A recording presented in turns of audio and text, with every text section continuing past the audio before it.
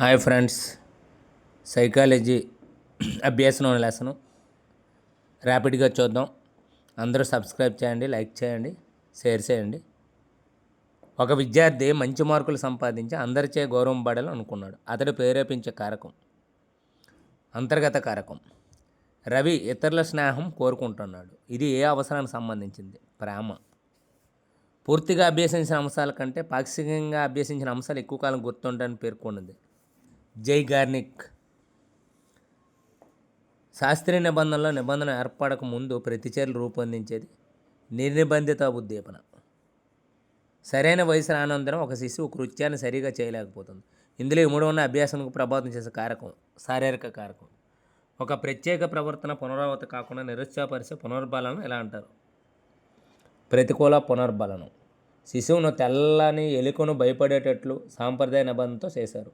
ఒకవేళ ఆ శిశువు తెల్లని కుందేలు చూసి భయపడనొచ్చు, అది ఉద్దీపన విచక్షణ.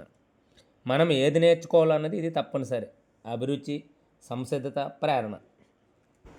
పురోగమన అవరోధం ఈ రకమైన అభ్యాసన బదలాయింపుకు సంబంధించినది. ప్రతికూల.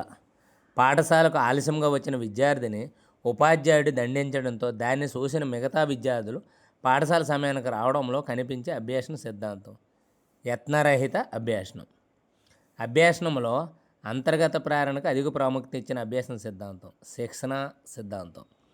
ఈ కింది వాళ్ళలో తప్పుగా జతపరిచినది ప్రైమరీ మెంటల్ ఎబిలిటీస్, ఇది తప్పు, గ్యారెట్ అనేది.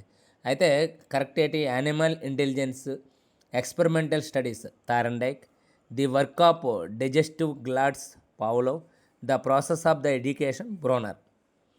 జ్ఞానాన్ని అందించడమే లక్ష్యంగా గల మనోవిజ్ఞాన సాంప్రదాయం ప్రవర్తనవాదం. జ్ఞానాన్ని అందించడమే లక్ష్యంగా గల మనోవిజ్ఞాన సాంప్రదాయం ప్రవర్తనవాదం. ఆదర్శ పాఠ్య బోధన వల్ల ఛాత్రోపాధ్యాయుడు బోధన మెలకులు నేర్చుకోవడంలో ఇముడు ఉన్న అభ్యాసం సిద్ధాంతం. పరిశీలన అభ్యాసనం. తెలుగు ఉపాధ్యాయుడు 6వ తరగతి విద్యార్థులను చిన్న చిన్న సమూహాలుగా ఏర్పరిచి ఒక పాఠ్యాంశంలోని అంశాలు ఒకరి తర్వాత ఒకరు డైలాగుల రూపంలో వ్యక్తీకరించడం ద్వారా అభ్యసింపజేస్తున్నారు. దీనిలో ఇముడి ఉన్న బోధన పరస్పర బోధన. సాంఘిక సాంస్కృతిక సిద్ధాంతం ప్రకారం విద్యార్థులు తమ పూర్తి సామర్థ్యం మేరకు అభ్యసించడానికి సహకరించేది స్కోఫోల్డింగ్.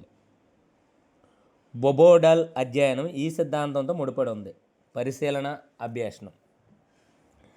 బొబోడల్ అధ్యయనం ఏ అభ్యాసం ముడిపడి ఉందంటే పరిశీలన అభ్యాసం. బడిగంట మ్రోగగానే ప్రార్థనా స్థలంలో విద్యార్థులు వరుసగా నిల్చోవడంలో ఇముడు ఉన్న అభ్యాసం సిద్ధాంతం సాంప్రదాయ నిబంధన. ప్రాజెక్టు పద్ధతి అన్వేషణ పద్ధతిలో ముడిపడి ఉన్న అభ్యాసం సిద్ధాంతం అంతర్దృష్టి.